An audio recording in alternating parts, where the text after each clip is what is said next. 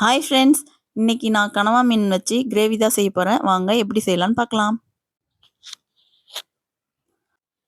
கனவா மீன் க்ளீன் பண்ணிக்கலாம். இந்த மாதிரி நான் நீட்டு கனவா தான் வாங்கியிருக்கேன். அதோட தலையை பிடிச்சி இப்படி இழுத்துனா வந்துடும். கனவா மீனில் மை இருக்குன்னுவாங்கள்ல, மை கலையாமல் எடுக்கணும், க்ளீன் பண்ணணும். கனவா மீனோட மையை காமிக்கிறேன். இதுதான் கனவா மீனோட மையின்னுவாங்க. உடைச்சா கருப்பு கலரில் வரும். அது உடையாமல் க்ளீன் பண்ணணும். உள்ளார இருக்க வேஸ்ட்டெல்லாம் கையை வச்சு இப்படி இழுத்தனா வந்துடும். அப்புறம் அந்த மேலே இருக்க ஸ்கின்னை கையை வச்சு ரப் பண்ணாலே வந்துடும்.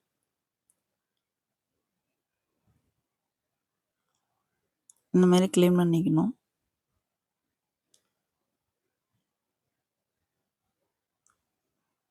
அவ்வளோதான், கனவா மீன் க்ளீன் பண்ணியாச்சு. இதுக்கப்புறம் நம்மளுக்கு தேவையான ஷேப்பில் நம்ம கட் பண்ணி எடுத்துக்கலாம். அதேமாரி எல்லாத்தையும் க்ளீன் பண்ணியாச்சு. வெங்காயம் தக்காளிலாம் கட் பண்ணி எடுத்துக்கலாம். 2 வெங்காயம் 1 தக்காளி எடுத்திருக்கேன். அடுப்பில் வானல் வச்சுருக்கேன். தேவையான அளவு எண்ணெய் ஊற்றிக்கலாம். கடுகு சேர்த்துக்கலாம். கடுகு பொரிஞ்சோடனே பெருஞ்சீரகம் சேர்த்துக்கலாம்.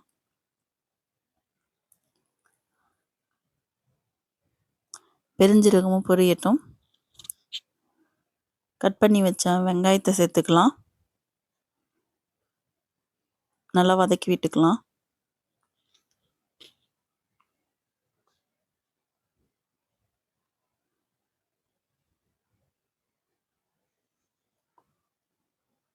வெங்காயம் வதங்கினோடனே இஞ்சி பூண்டு 1 ஸ்பூன் சேர்த்துக்கலாம்.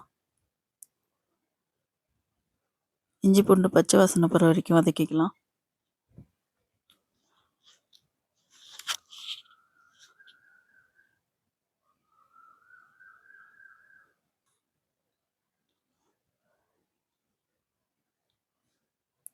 கட் பண்ணி வச்ச தக்காளியை சேர்த்துக்கலாம். கொஞ்சமாக கருவேப்பிலை சேர்த்துக்கலாம். எல்லாத்தையும் ஒன்றா மிக்ஸ் பண்ணி வதக்கிக்கலாம்.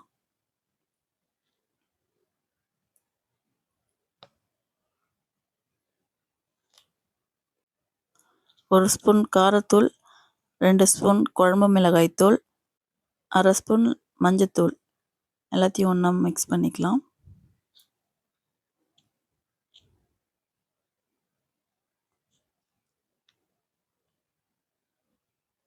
நல்லா ஒன்று சேர்த்து மிக்ஸ் பண்ணி விட்டுக்கலாம். இப்போ க்ளீன் பண்ணி வச்ச கனவா மீனை இது கூட சேர்த்துக்கலாம்.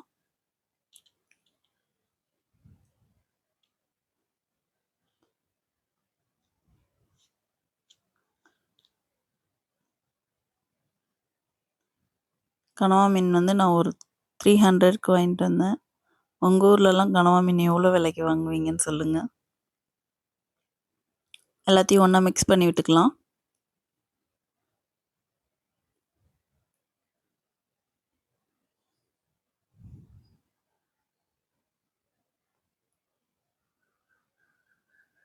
ஒரு ஸ்பூன் கரம் மசாலா தூள் சேர்த்துக்கலாம். அதையும் மிக்ஸ் பண்ணிக்கலாம்.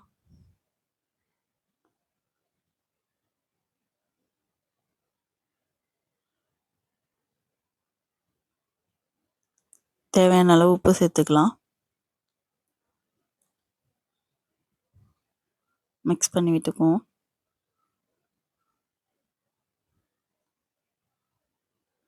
கனவா மீன்லேயே தண்ணி விடும், அதனால் கொஞ்சமாக தண்ணி சேர்த்துக்கலாம். தேவையான அளவு கொஞ்சமாக சேர்த்துக்கலாம்.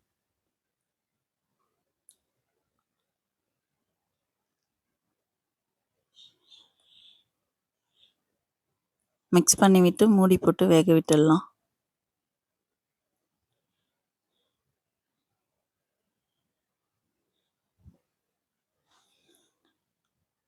சொன்னல கனவா மீனில் தண்ணி விடும்னு, நிறைய தண்ணி விட்டு இருந்தது.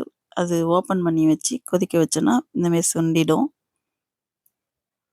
நல்லா மிக்ஸ் பண்ணி விட்டுக்குவோம்.